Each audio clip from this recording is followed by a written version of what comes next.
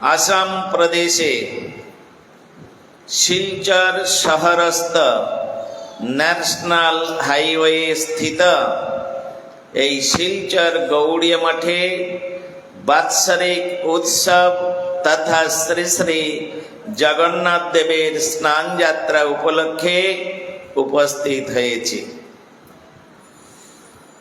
শ্রী শিলচর গৌড়িয়া মঠে ত্রয় দিবস ব্যাপী যে ধর্মানুষ্ঠানের আয়োজন করা হয়েছিল, আজ তার দ্বিতীয় দিবস তথা শ্রী জগন্নাথ দেবের স্নান যাত্রার অধিবাস দিবস। পূজ্যপাদ মহারাজ তিনি জগন্নাথের সম্বন্ধে খুব তত্ত্ব সিদ্ধান্তপূর্ণ কথা আলোচনা করেছেন। সেই কথা হৃদয়ঙ্গম করার খুব কম ব্যক্তি আছেন এখানে। আমি জগন্নাথের সম্বন্ধে কিছু কথা বলবো, আপনারা ধ্যান দিয়ে শুনুন। শ্রী জগন্নাথ হচ্ছেন জগতের নাথ। মহাপ্রভু তিনি বলেছেন মন্নাথ জগন্নাথ। জগন্নাথ তিনি সকলের। মহাপ্রভু বলছেন তিনি কার নাথ, কে তাকে নাথ বলে স্বীকার করে আমার জানার দরকার নেই, কিন্তু তিনি আমার নাথ। অন্য কেউ তাকে নাথ বলে স্বীকার করুন আর নাই করুন, আমি এটা মানি তিনি আমার নাথ। কেন? নাথ শব্দের অর্থ কি?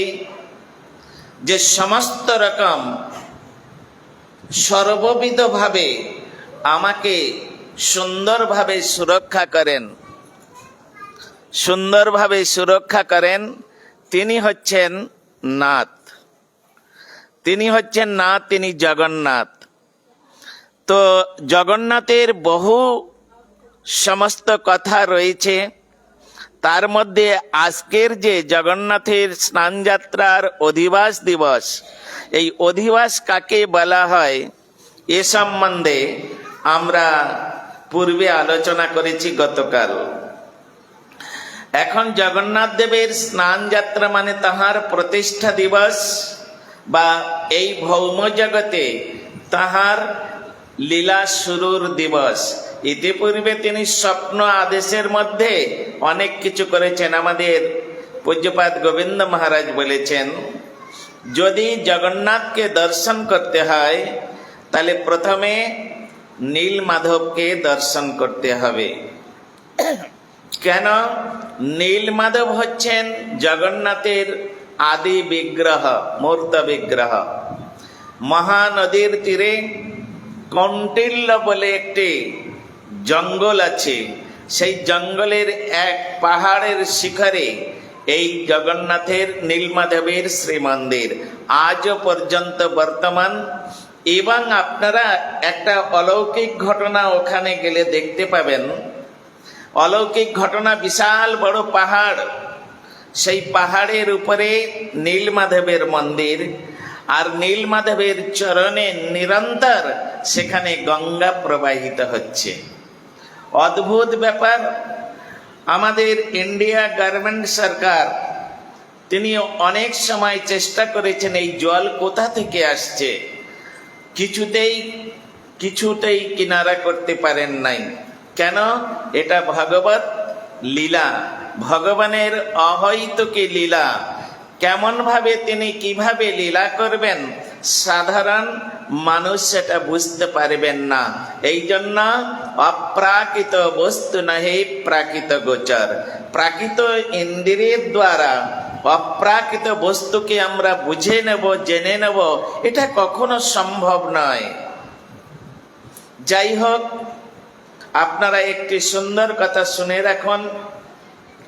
শ্রী শ্রী জগন্নাথ সারাবলী বলে একটি গ্রন্থ আছে। সেই গ্রন্থের মধ্যে বর্ণনা করছেন মহারাজ ইন্দ্রদম্ন তিনি সত্য যুগে জগন্নাথকে প্রকাশিত করেছিলেন। তার দ্বারাই জগন্নাথ ইহ জগতে প্রকাশিত হয়েছিলেন। ইন্দ্রদম্ন মহারাজ তিনি এই জগন্নাথের অসম্পূর্ণ কলেবর। এর পূর্বে অনেক কথা আছে, বলার সময় নেই। তো অসম্পূর্ণ কলেবর মানে যার হাত অল্প একটু আছে, পা বিন্দু মাত্র নাই, আবার মুখমণ্ডলটা অত সুশ্রী নয়, চোখের যে অঙ্গভঙ্গি সেটা অত ভালো নয়, গরুর গাড়ির চাকার মতো গোল গোল, সম্পূর্ণ হয়নি, একে বলা হয় অসম্পূর্ণ কলেবর। এর কারণ আছে, পূর্বের ঘটনা আছে, সময় পেলে অন্যদিন শোনাবো।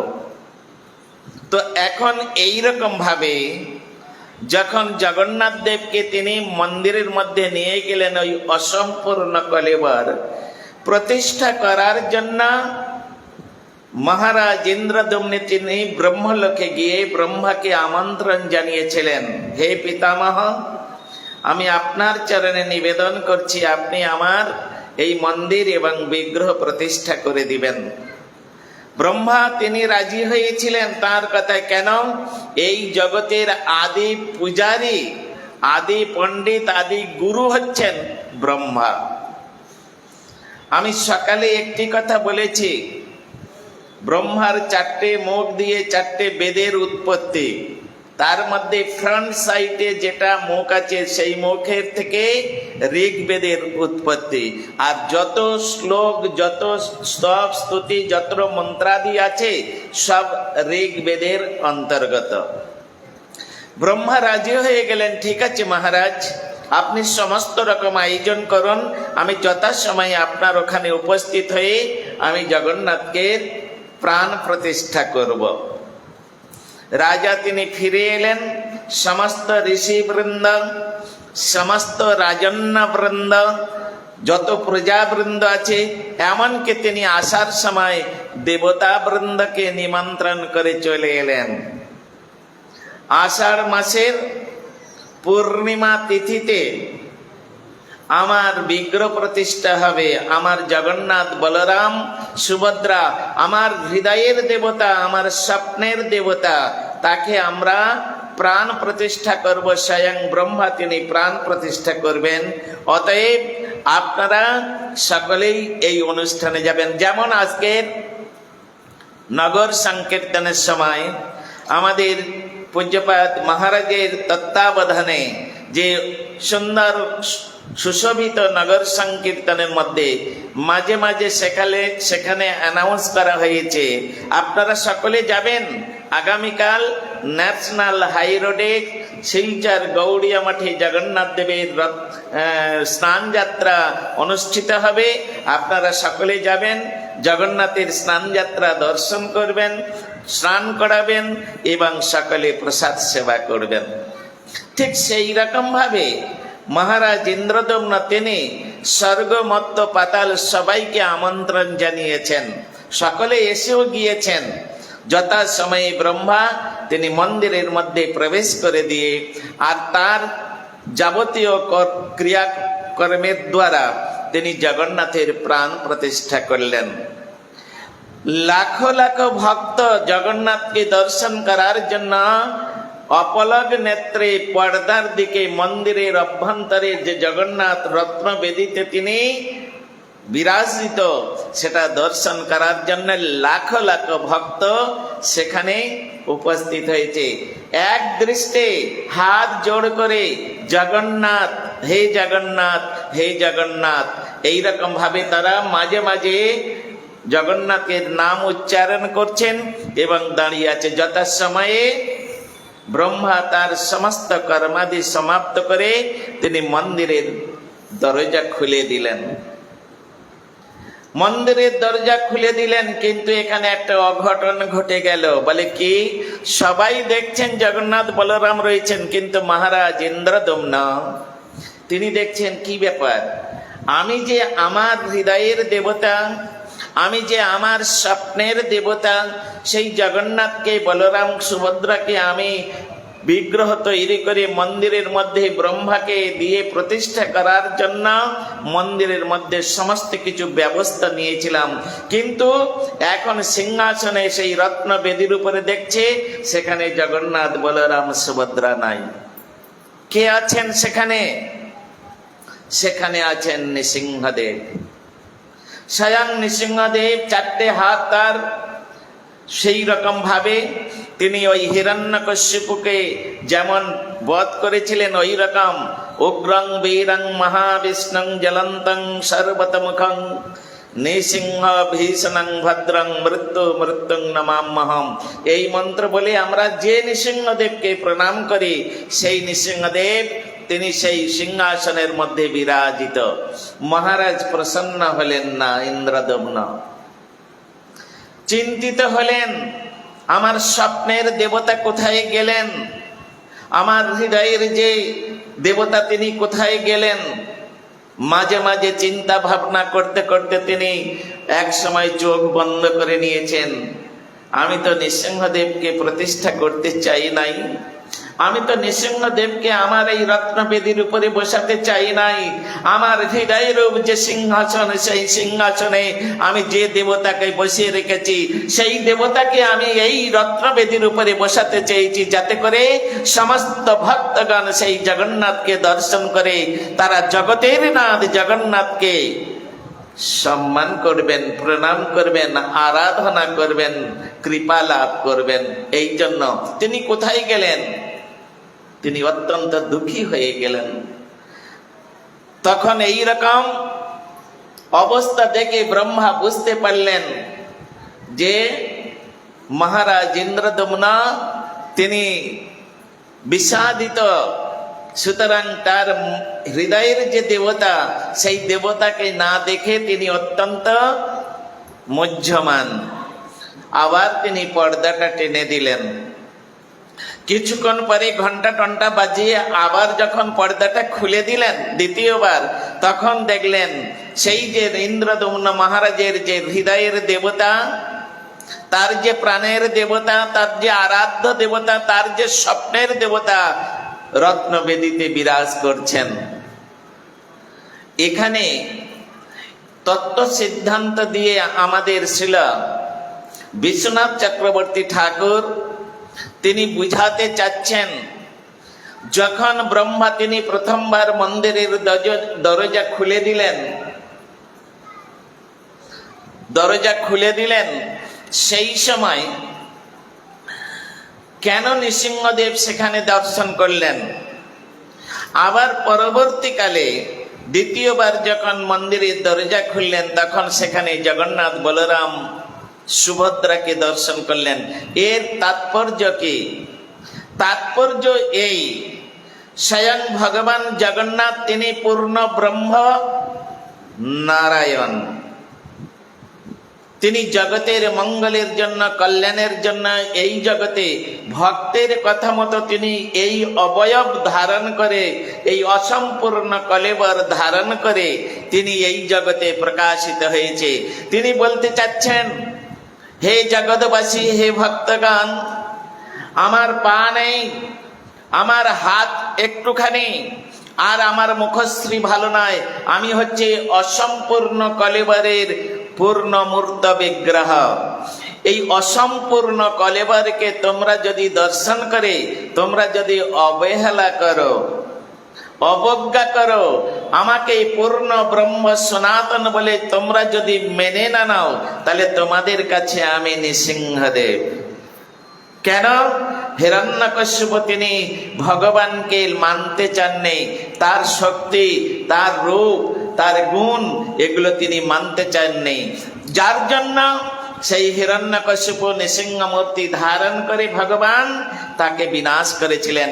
হে জগৎবাসী, তোমরাও জেনে রাখো, তোমরা যদি এই আমার অসম্পূর্ণ কলেবরকে যদি ভগবান বলে স্বীকার না করো, যদি ভগবান বলে মেনে না নাও, তাহলে তোমাদের কাছে আমি নৃসিংহদেব।